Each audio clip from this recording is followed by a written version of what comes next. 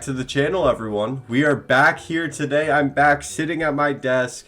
I want to get a quick apology out for not uploading over the past couple of, honestly, just 1 week, but I needed that week to myself. I did make it a goal that I was going to at least post 3 to 4 times a week, bare minimum, and it's just not going to happen for me. It's just one of those things where life kind of kicks you in the butt and you got to recover and move on. And now I am back here today talking about the Buffalo Bills. I want to make a couple things clear because I know how Bills Mafia works. I understand that Bills Mafia is a fandom that is passionate and will come after you if you disrespect their team. And I hope I'm not disrespecting them by asking that we all pump the brakes on the Buffalo Bills just a slight bit, because we are presumptuously understanding that there's a lot of people trying to push this narrative that they're a lock for the first seed. I've talked with many people. I've seen it on Twitter. I've done it like good look at Instagram.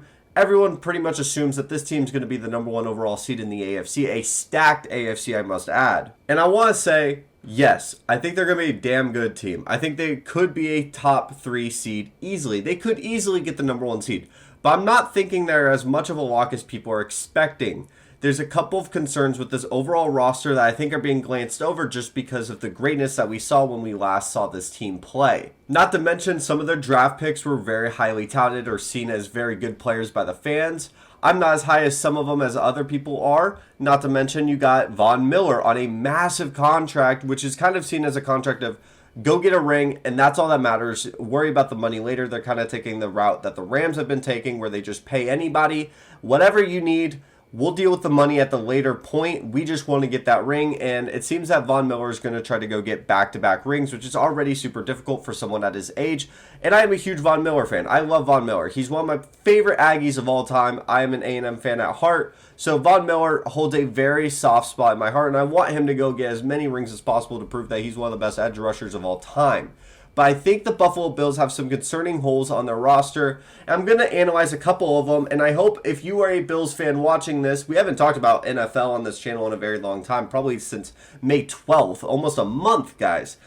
If you are a Bills fan, take a deep breath. I do not hate your team, and I do not hate the roster that you have built. I do have some concerns that could be the biggest holes on this roster that could stop them from getting their first ever Super Bowl. But first thing I want to talk about, I don't know if they have enough weapons on this roster.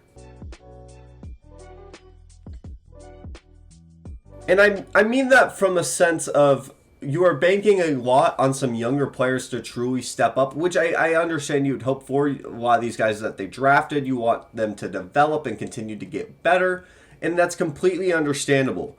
But I did want them to make a couple more moves in this offseason to really bolster up the weapons, especially after losing an offensive mind like Brian Daboll to the Giants. Josh Allen, obviously, he's a weapon in of itself. He is probably the prototypical best quarterback build that you could ask for, especially for a cold weather quarterback. Not to mention you have Stephon Diggs, who could break off any corner's ankles that you could ask for. But after that point, you're asking for Devin Singletary, who I'm not very high on. I don't believe his vision is that great, and I think he is too small for the position that they're trying to ask him to be, where it's kind of in between the tackles. And there's a lot of times where he just has dry spells, and he's not very efficient, in my opinion. I could be wrong in that, but from what I've heard and what I've seen on the stat sheet, because I haven't been able to watch a ton of Bills games, I've been trying to watch more film as of recent. Devin Singletary, I'm not super high on. Not to mention you have Dalvin Cook's brother, who I was not very high on coming into the draft. I understand he built off a lot of hype because of his intangibles and his physical assets that he did have on Georgia, but he just didn't show a lot that I loved on film. I understand he had flashes, and you want to kind of build off of that, and there's a lot of tools that you could really build into a really solid running back, especially out of the backfield, especially in the passing game. But I just don't love the fact that they are banking that those two guys could be your running back room. And I'm not saying you need a star running back, because you really don't. If you look at recent Super Bowl history winners, you don't need a big-time running back. You could get to the Super Bowl with a star running back, as we saw with Joe Mixon last year, but you don't need him to win. We saw, I think it was Darrell Henderson, and the year before it was Leonard Fournette, and I think Leonard Fournette is near a top 12 running back in this NFL, but you don't need a top 5 guy. And I don't know if Devin Singletary and Cook is really the backfield you want to build off of. And not to mention Gabriel Davis, I understand he had a fantastic playoff game against the Chiefs. Chiefs did not have a fantastic secondary to begin with. And they're already focusing on Stephon Diggs. You don't want to base that 4-touchdown game where he did show some fantastic flashes. And I mean, we all saw the gif of him breaking off that Kansas City Chiefs defender. And that's where like it kind of builds off of my concern a little bit with that Chiefs game.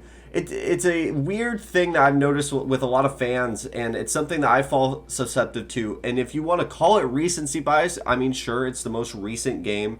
You could say the same thing with the Ohio State-Utah Rose Bowl, where a lot of people are basing a lot of this hype because it was a fantastic game. I think C.J. Stroud threw 6 touchdowns. Jackson Smith and Jigba had like 4 or 5 touchdowns. Ridiculous games. Fantastic games. But the thing is, you can't just base that off the one game. When you look back and you see these other problems that was built throughout this offense. You had C.J. Stroud be very inaccurate in very early games. I understand I'm comparing a college team to an NFL team, but here's where I tie it in, where the Buffalo Bills last season had some real stinkers where this offense looked very one-dimensional. That's why I wanted it to get a little bit more complex, and I don't know if they added that dimension. I understand that they played the Chiefs. It was a head-to-head, and I think it was the perfect matchup for them to throw the ball. But what happens when they face a team that shuts down the passing game and they have to run the ball? I don't know if they have that much of a dynamic offense to do so, especially with their leader as the offensive coordinator, Brian Daboll, is gone. I'm curious if they'll be able to be creative enough to get the certain plays and have a dynamic enough offense, especially with running and passing the ball, to be able to be super effective late into games. I understand they had that fantastic game against the Chiefs as secondary. That was not that great overall. They did get better this offseason. Shout out to the Chiefs. I do want to flip it to the defense, where I'm not as concerned with the personnel, more or less who they're going to have to be facing early into the season. And this is more or less talking about whether or not they'll get the number 1 overall seed in this stacked AFC. The Bills have a very hard road to get to the AFC. I understand that they're not playing the AFC West, and that is honestly a huge deal. They do play a couple teams. Right to the right of me, I have their schedule. They start off in LA against a Matt Stafford Rams team that is going to put their defense through a blender. You have the Titans and Derrick Henry, which whether you or not you like Ryan Tannehill, it's already tough to play the Titans. You have to play the Dolphins with Tyreek Hill, and whether you hate Tua Tagovailoa, that is a tough team to deal with Jalen Waddle and crew.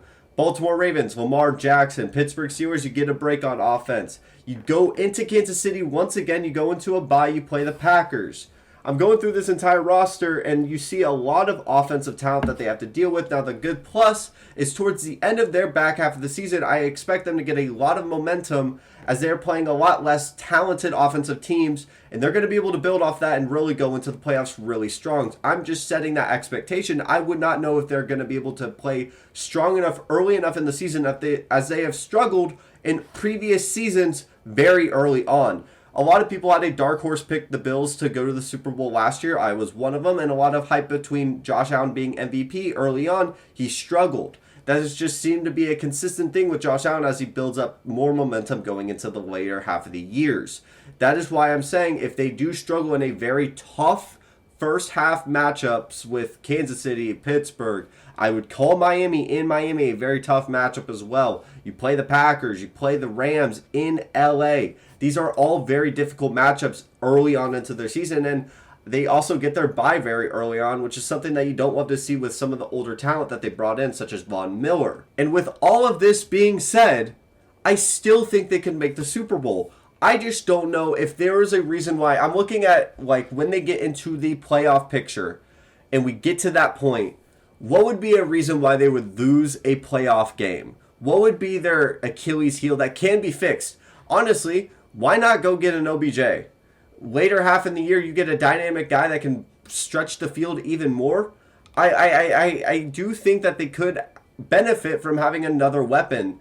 I remember they brought in, I think it was Emmanuel Sanders one year. Like, I'm saying a little bit higher tier than that. I think that this team could easily be the number 1 seed. I'm not saying that they can't do it. I'm saying that there's some valid reasons of concern with honestly every AFC team and every team in the NFL, but not a lot of people are focusing on the potential negatives that could happen with this Buffalo Bills team. And I think that they would not be dynamic enough on offense. That could be a reason why they would lose, because honestly, when we last saw them with the Chiefs, it was that last feeling of, well, they probably could have gone into Cincinnati and probably go head-to-head and beat them.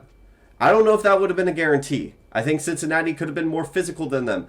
There's a lot of things that I have a lot of concerns with the Bills that may hinder them from making another Super Bowl and potentially even winning one. If you're at this point in the video, thank you so much for watching. Be here for the long haul. We are going to hit 1,000 subscribers soon, one day. And I think it's going to be at the end of the summer. And help me get to that goal. If you are new to this channel, please leave a sub, leave a like, leave a comment, whatever you're thinking. I love responding to y'all's comments. No matter how big, if it's a whole book, go for it. If it's the entire B movie script, go for it. Thank you so much for watching. Have a wonderful day and go have a fantastic summer.